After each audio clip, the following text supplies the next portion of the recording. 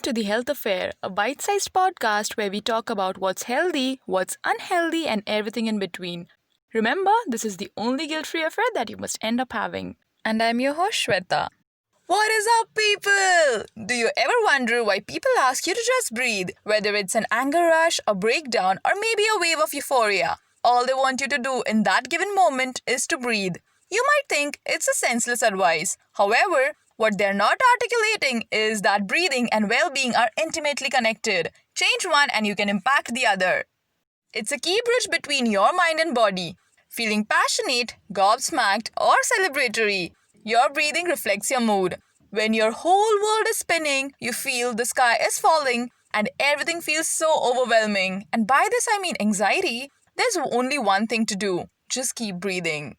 For those who don't know what's anxiety, it's a mental health disorder characterized by feelings of worry, nervousness, unease, or fear that are strong enough to interfere with one's daily activities. And trust me, guys, it's better if you've never experienced how it feels and you're way stronger than you realize.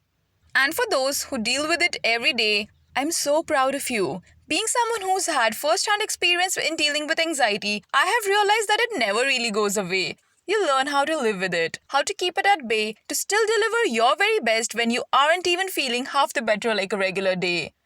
Anxiety disorders include generalized anxiety disorder, also known as GAD, panic attacks, phobias, selective mutism, separation anxiety, or social anxiety. PTSD, also known as post-traumatic stress disorder, and obsessive-compulsive disorder, widely known as OCD, are closely related to anxiety disorders, but some people may experience it along with depression. There are more than 10 million cases per year in India itself, and yet it's a hushed discussion in most households. Generally self-diagnosable, but it has to be treated by a medical professional. So, if there's anybody out there who's having a hard time with anxiety, please go see a doctor ASAP. Here's a little something that you can learn to help yourself when you have bouts of anxiety at unusual timings. Box breathing, also known as square breathing, is a technique used when taking slow, deep breaths. It can heighten performance and concentration while also being a powerful stress reliever, which makes it an exceptional treatment for anxiety disorders and depression. Box breathing can improve your mood and also help treat insomnia by allowing you to calm your nervous system at night before bed. It is also known to be efficient at helping with pain management. This technique can be beneficial to anyone, especially those who want to meditate or reduce stress.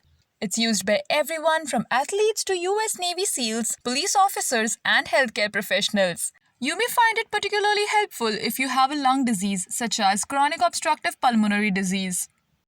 Okay, so let's get right into it. Before you get started, make sure that you're seated upright in a comfortable chair with your feet flat on the floor. Try to be in a stress-free, quiet environment where you can focus on your breathing. Keeping your hands relaxed in your lap with your palms facing up, focus on your posture.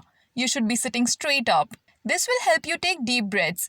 When you're ready, start with step number 1. Step number 1, slowly exhale.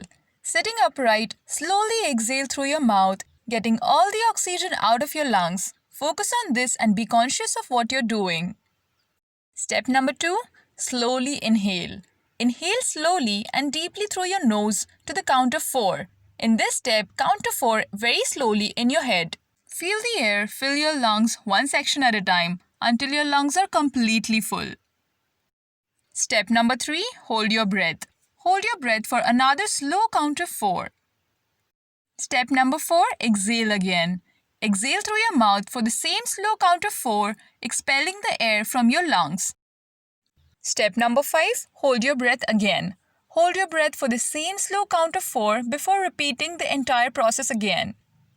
Also, while doing it, try not thinking about other things and focus on your breathing. So, how does box breathing actually work? There's sufficient evidence that intentional deep breathing can actually calm and regulate the autonomic nervous system. This system regulates involuntary body functions such as temperature. It can lower blood pressure and provide an almost immediate sense of calm. And what if you're new to it? It may be difficult to get the hang of it. You may get dizzy after a few rounds, and it's completely normal. As you practice it more often, you'll be able to go longer without the dizziness. If you get dizzy, stay put for a minute and resume normal breathing. To help you focus on your breathing, find a quiet, dimly lit environment to practice box breathing. This isn't at all necessary to perform the technique, but it can help you focus on the practice if you're a beginner. Also, what frequency is ideal for practice? Repeat one box breathing cycle 4 times in one sitting and do it several times a day as needed to calm your nerves and relieve stress. So, to end on a positive note, just breathe. You're strong enough to handle your challenges, wise enough to find a solution to your problems, and capable enough to do whatever needs to be done to make it happen. And this brings us to the last segment of our today's episode, QOTD, and that is the question of the day. So, here it is. Hello, my question is how does depression affect your physiology? This question has been asked by Suraj Chaudhary from Mumbai. Hi there, science nerd. Well, there's one more question of the same kind, and so I'm gonna try answering both together. So here's the second question. What role does mental health play in the physical well-being of a person? And this question has been asked by Kalyani Nalavde. Now, if you don't know who she is, you might just go and listen to the previous episode that I've linked in the description box. Thank you, Suraj and Kalyani, for your questions.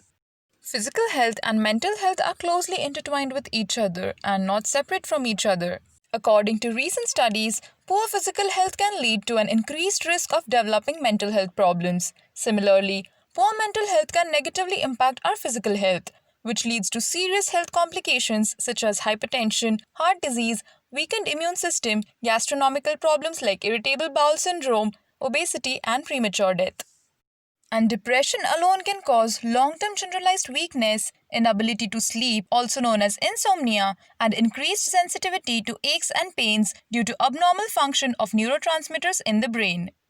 A study also showed that people who have both depression and diabetes tend to have more severe symptoms than those who have only diabetes. Depression has been linked with high mortality rate given the high suicide rate seen in the depressed patients. So, how do you protect yourself from all these ailments? 1. Awareness. Talk to maximum people about it. Let people know what mental health is. Let's not consider mental health issues taboo and try to help maximum people dealing with it. Second, exercise. Exercise regularly. Exercise releases feel-good brain chemicals like dopamine and serotonin that can ease depression and anxiety. Whatever be the form of exercise, just stick to it. Third, eat a healthy diet. Diet which includes fruits, vegetables, nuts, whole grains, fish, and healthy fats. This will be helpful for increased brain function. Fourth, maintain a normal sleep schedule. Not getting enough sleep has been linked with depression, anxiety, and stress. The recommendation for adults is 7 or more hours of sleep per night. Fifth and the last one, get support. Your social circle is also a vital aspect to preventing a decline in mental health. Don't be afraid to reach out to friends and family for support.